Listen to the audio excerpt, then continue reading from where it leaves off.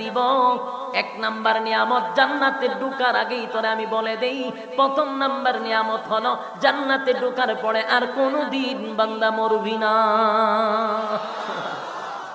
মরণ নাই, কি নাই? গাজীপুরের বাইরা, আমি আপনাদের কাছে জানতে চাই, যদি আমেরিকার প্রেসিডেন্ট বানানো হয় মরণ লাগবো নি? সারা বিশ্বের রাজত্ব যদি দেয় মরণ লাগবো নি?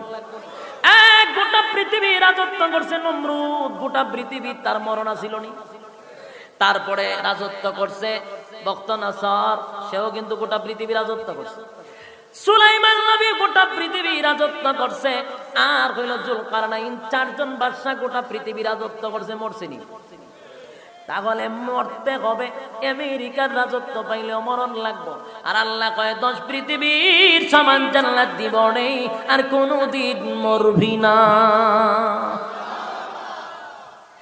এক জান্নাত আমি আল্লাহ দিব, আর কোনদিন মরবি না। জান্নাতের